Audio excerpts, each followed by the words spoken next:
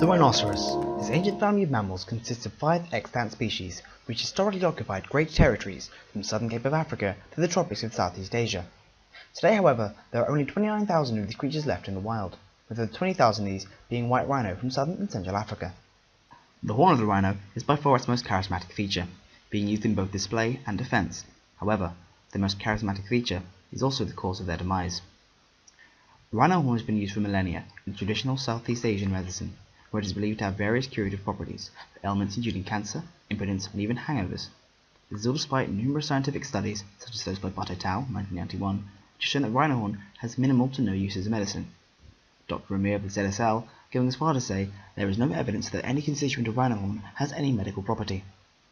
Despite this, rhino poaching and horn use has increased dramatically in recent years, with rhino numbers continuing to fall as a result of the decline. The Convention on International Trade of Endangered Species, CITES for short, placed a ban in 1977 on the trade of rhino horn.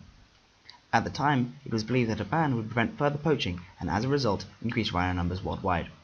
Sadly, the rhino numbers yet again continue to fall, and due to rapid economic growth in the East and Southeast Asia markets, the demand for the horn exponentially rose, resulting in a massive inflation of the price in rhino horn. In 1993, 1 kilo of rhino horn was worth $4,700. However, by 2012, this price had skyrocketed to $60,000 per kilo. This is an increase of 1,270% in less than 20 years, therefore making it the most valuable black market substance in the world, worth more than both oil, gold, and cocaine. Following this price increase, it is no surprise that organised poaching gangs became rife through Central and Southern Africa. A study by the IUCN found that while rhino deaths from snares were down, the numbers shot to death had drastically increased, resulting in a major global death spike from which the rhino may still never recover. In South Africa, before 2007, less than 13 rhinos were poached a year, but only 6 years later, it had risen to 1,004 a year. That's an average of 2.7 rhino being killed per day in South Africa. Some conservation groups, such as Save the Rhino, say the rhino could be extinct in the wild as early as 2026. One incredibly controversial conservation strategy is the concept of legalizing the trade in rhino horn. We interviewed Sam Penny, a PhD student researching rhino behaviour at the University of Brighton, and Max Whitney, a master's student who works as the head of anti-poaching on a South African game reserve, to tell us more about legalization as a conservation strategy. Fundamentally remain positive if horn was to be legalised, would be the turning the tables financially when it comes to conservation and anti-poaching, because right now, with the horn trade being entirely in the hands of the black market, it's the black market and the criminal syndicates that have all the money and all the power when it comes to this war, as it's been called, happening in Africa. Sustainable use, to me, seems like a sensible solution. The problem is that if it is done, it has to be done properly with governments all the way down to land owners, rhino owners working together, foreign consumer countries working together, which is in reality very hard to achieve. Legalization is by no means a silver bullet to the poaching epidemic, as the market reaction isn't well understood. Another major issue in regards to legalization is a huge public outcry in Western countries for the concept of removing and selling horn. To find out exactly what the public felt about this controversial situation, we asked 2 simple questions. The first being, how do you feel about legalization of rhino horn trade as a conservation tactic? Utterly appalling. It horrifies me. Okay. Oh, no, it can't happen, definitely not. No. It's probably a bad idea. Well, that's bad. Like, animals, you don't want to kill them. I would be against that. We then told them 4 facts. 1. Rhino horn can be extracted without harming the rhino. 2. Estimates place rhino extinction in the next 20 to 40 years. 3.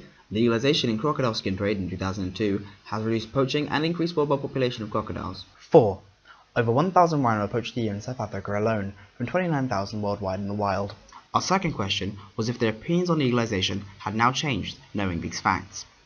So I don't really care what the numbers are. Yeah, definitely. Yeah. Then perhaps that's a goer, I guess. Yeah. Totally. But yeah, still, no, definitely not. Just leave them to it, No. Not at all. We found that after a little education, many of the public changed their opinion on legal rhino horn trade.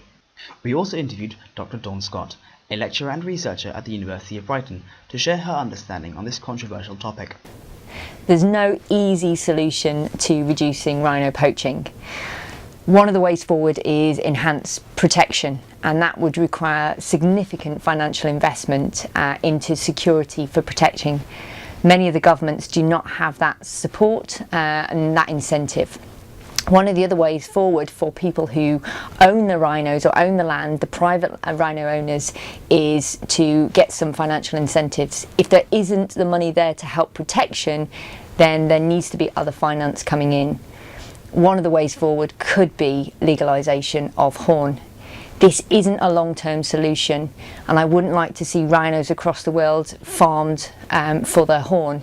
It would be nice to recognise them as a species with their horn. Legalisation could provide some financial support in the immediate to try and help reduce the amount of poaching and get the money back to help that protection. There are alternative methods for rhino conservation. One such method is dehorning of rhino to reduce the reward for potential poachers. However, dehorning still poses some risks to the rhino, as there is a chance of fatality during anaesthetising, as well as possible complications during the procedure. For dehorning to be a sustainable process, mortalities must not exceed 3.7 of the population per annum. However, anaesthesia-related mortalities in 1968 were as high as 9% of all cases of darting. While no doubt rates will have improved since the 60s, the dangers of the process, combined with Western nations often preceding dehorning as mutilation of rhino, make it a difficult strategy to employ long term. The largest method utilised by many NGOs and charities to tackle poaching is demand reduction, which we asked Sam and Max more about. So one of the main tactics at the moment to reduce rhino poaching is to reduce the consumption of horn. Primarily it's about convincing the general public or the consumer to not buy it at all. The way they do this is mainly through education and marketing at the moment. Downsides to demand reduction is people just aren't sure whether it will work or not. The problem with the rhino poaching crisis is it's a crisis happening now.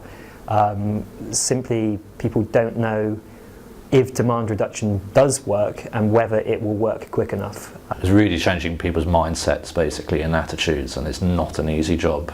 I mean, there's good work going on with organisations like Wild Aid have been really good at in Asia. They've had good campaigns for things like shark fin soup, which I have seen demand drop. But something like rhino horn I think is going to take a lot longer, and there's not quite enough time with the current situation for that to be the only focus. Another more novel conservation strategy was devised by Lorinda Hearn. Her idea involves contaminating rhino horn with a cocktail of highly toxic ectoparasiticides and a bright pink dye to both deter poachers and reduce consumer demand for a now harmful product. However, there are some ethical concerns regarding poisoning what can be seen as a possibly ignorant public. Regardless of what long-term tactics are employed, the increased poaching effort will require an increased protection effort. Throughout Africa, both national militaries and private military contractors have been used to defend rhino and other conservation areas. Needless to say, armed guards are a strong deterrent to most poachers. However, such protection is also very costly, with anti-poaching accounting for over 60% of some reserves' yearly spending and driving the bankruptcy of many small, privately owned reserves. A recent development regarding the legalisation of rhino horn trade happened on Wednesday the 8th of February 2017, where Edna Malewa, the South African Minister of Environmental Affairs, gazetted draft regulations for the legalisation in national trade of rhino horn. This proposed trade is to be done under very controlled conditions, requiring proof of legal purchase, photographs of the horn, and the horn's serial number. This could very well be the first step into an international, highly regulated, legal trade in rhino horn.